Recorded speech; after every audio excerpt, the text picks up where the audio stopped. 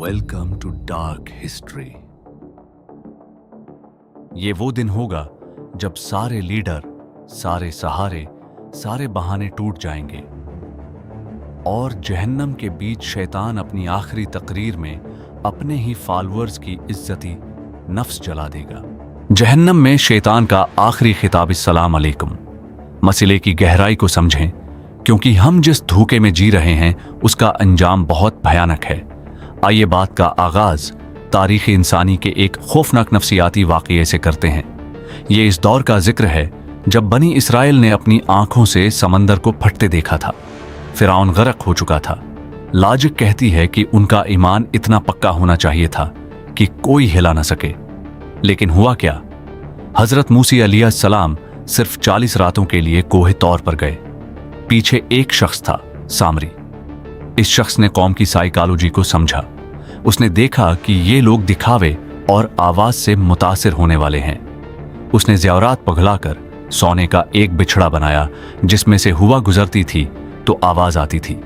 सामरी ने एक बयानिया या नैरेटिव सेट किया कि ये तुम्हारा खुदा है। और हैरत की बात देखें, वो कौम जिसने अभी खुदा का मौजज़ा देखा था वो एक स्टैचू के आगे सजदे में गिर गई। ये तारीख का सबसे बड़ा मास ब्रेन वॉशिंग का वाकया था। कुरान ने उसे सूरह तह में तफसील से बयान किया है। सूरह तह आयात 85 ता 88। आज हम उसी माइंड सेट के साथ जी रहे हैं।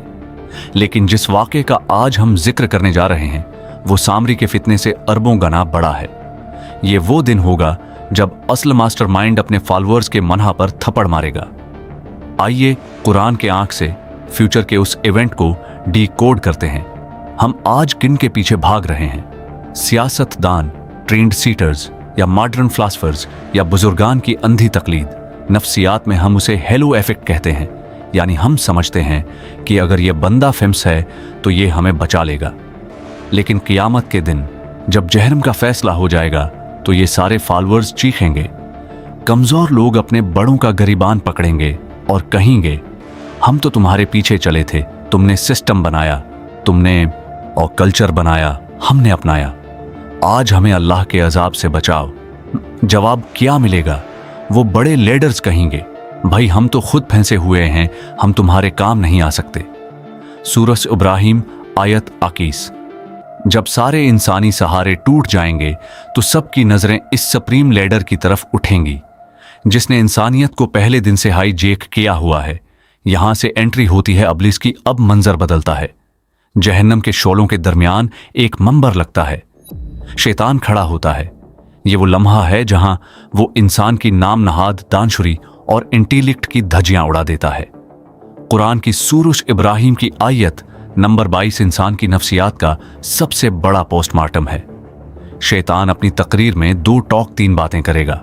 शैतान कहेगा, अल्लाह ने तुमसे सच्चा वादा किया था और मैंने भी तुमसे वादा किया था, लेकिन मैंने तुमसे वादा खिलाफी की।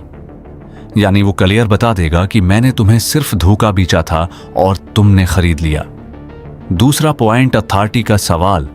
ये सबसे अहम पॉइंट है जहां वो अपना विक्टिम कार्ड फाड़ कर फेंक देगा। वो कहेगा, मेरा तुम पर कोई जोर या जबरदस्ती नहीं थी। गौर करें, शैतान यहां फ्री विल या आजाद मर्जी का मुकदमा लड़ रहा है। वो कह रहा है कि मैंने तुम्हारा हाथ पकड़कर जबरदस्ती रश्वत नहीं दिलवाई थी, मैंने तुम्हारी आंखें जबरदस्ती फहाशी पर नहीं जमाई थी। उसने सिर्फ ख्याल डाला जिसे हम नफ्सियात में इंसेप्शन कहते हैं। वो कहेगा, मैंने सिर्फ तुम्हें बुलाया, इनवाइट किया और तुमने भागकर मेरी बात मान ली। यानी कसूर मार्केटिंग करने वाले का नहीं, कसूर घटिया प्रोडक्ट खरीदने वाले का है। तीसरा पॉइंट ब्लेम गेम का खात्मा। और आखिर में वो कहेगा, आज मुझे मलामत ना करो बल्कि अपने आप को मलामत करो। ये वो जमला है जो इंसान की अना को तोड़ कर रख देगा। सूरह इब्राहिम आयत 22। यहां अक्सर लोग सोचते हैं कि शैतान बहुत ताकतवर है। नहीं, हम कमजोर हैं। हमने अपना डिफेंस मैकेनिज्म तबाह कर लिया है। नबी करीम सल्लल्लाहु अलैहि वसल्लम की हदीस है कि तुम में से हर एक के साथ एक साथी जिन शैतान और एक साथी फरिश्ता मुकर्रर है। सहाबा रजी अल्लाह अन्हम ने पूछा, या रसूलुल्लाह, आपके साथ भी आप सल्लल्लाहु अलैहि वसल्लम ने फरमाया, हाँ भाई मेरे साथ भी, लेकिन अल्लाह ने उसके मुकाबले में मेरी मदद फरमाई और वो मेरा मतिया हो गया। अब वो मुझे सिर्फ नेकी का मशूरा देता है।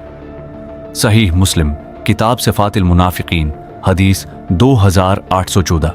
रेजिस्टेंस मुमकिन है दोस्तों, अगर मुजाहमत मुमकिन ना होती तो अल्लाह हिसाब न लेता। मसला ये है कि हमने अपने अंदर के शैतान को इतना फेड किया है, इतना पाला है कि वो हम पर हावी हो गया है।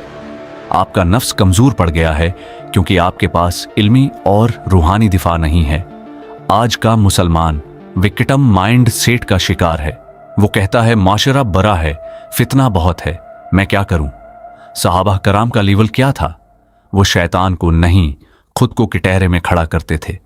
हजरत उम्र फारूक रजी अल्लाह उन्हा का तारीखी कौल है, अपना एहतिसाब खुद कर लो, उससे पहले कि कियामत के दिन तुम्हारा एहतिसाब किया जाए।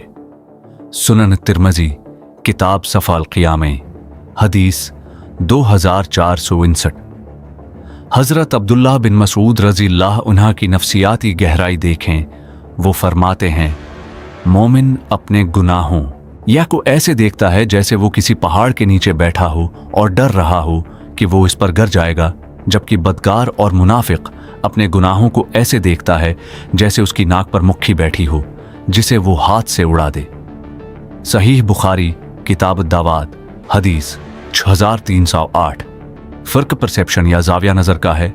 शैतान आपके जाविया नज़र को हैक करता है।